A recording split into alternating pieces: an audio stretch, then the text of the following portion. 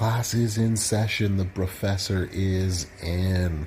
Welcome to class, y'all. Today we're going to be looking at Bret Hart, Hall of Fame at 6-star bronze. If you're like me, you have been very happy that Scopely has been giving out a ton of Hall of Fame tokens so that you can take up your Hall of Fame superstars.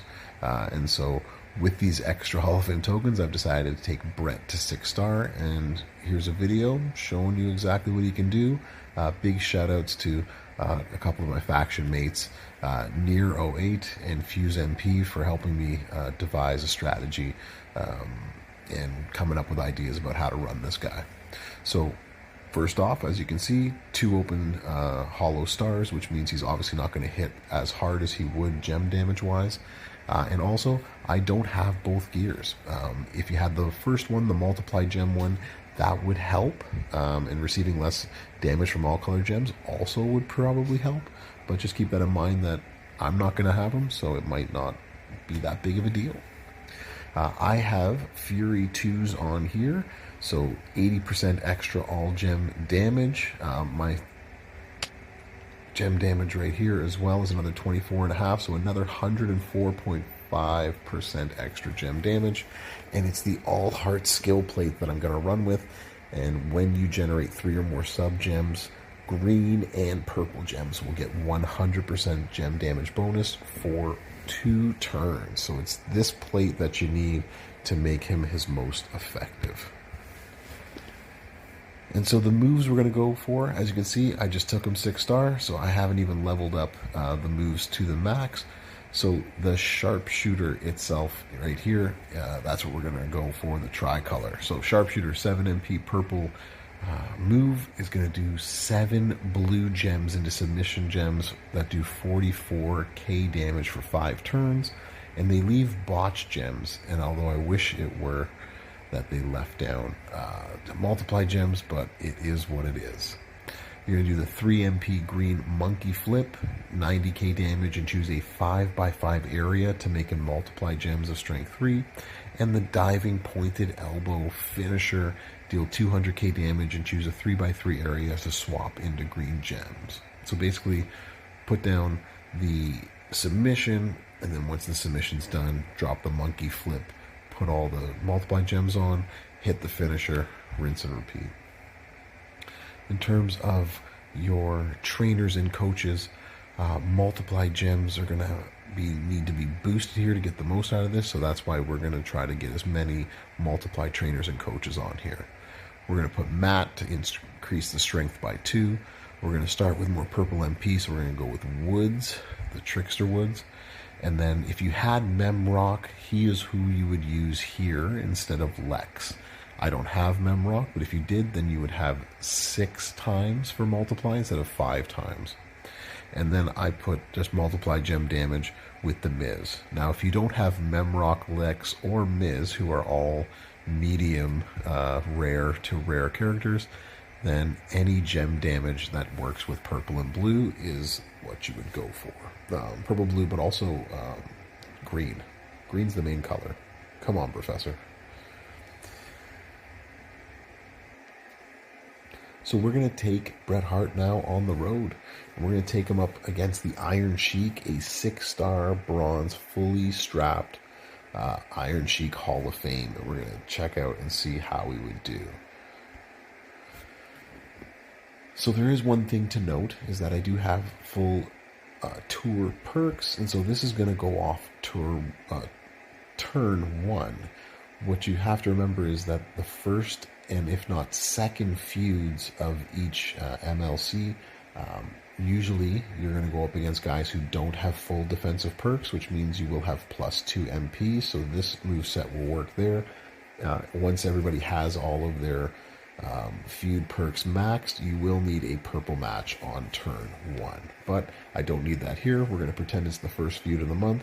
And so I'm going to drop down the submission first, and I'm going to choose blue gems. Now, the key to this, and this is where it's important, is you need to make a purple match. So you need to manipulate the board with the blue gems to make a purple match.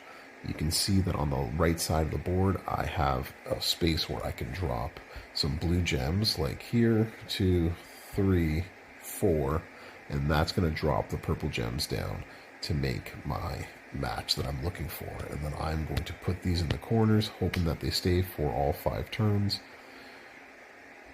And there's the purple match that I needed.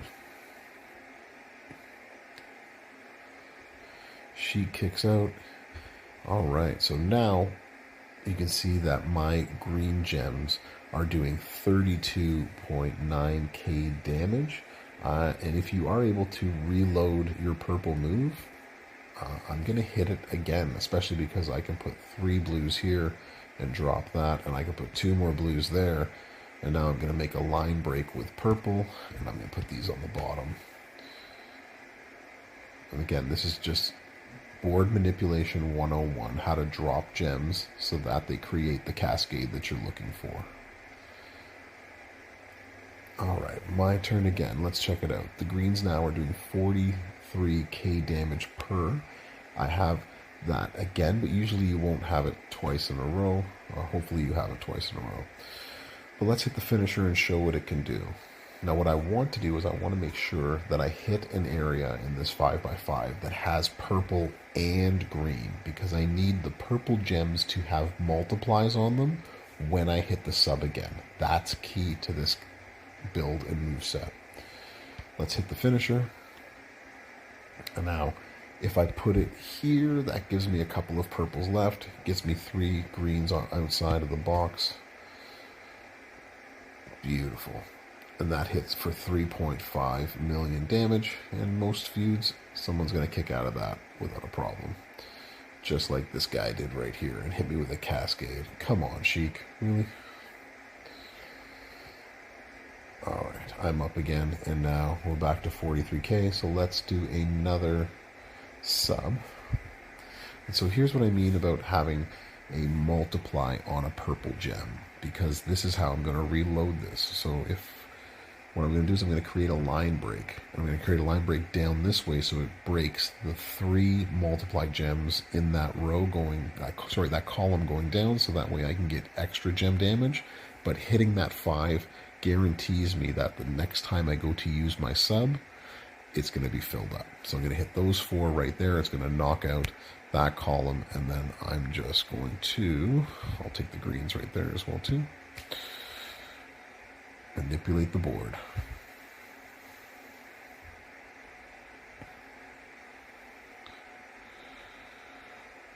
And so Sheik can't break out of that. Alright, where are we at again? Alright, we're at 54,000. So you can see I'm 1 MP off, which is good. It means next turn we play this board manipulation game again. Greens and purples. Lay down ×5. We're going to do our best to keep some purples on the board. And I got lucky and hit some purples with that. And there you go. She can't kick out. So that's how you would run Bret for a feud where you either know your opponent doesn't have full maxed defensive perks, or if you can get a line bonus where you get +2 MP or +1 MP, this would also be something that would start turn 1. Thanks for watching. If you enjoyed it, give it a like, give it a share. Appreciate you coming back. Class is over. Hopefully I'll see you the next time that class is in session. Class dismissed.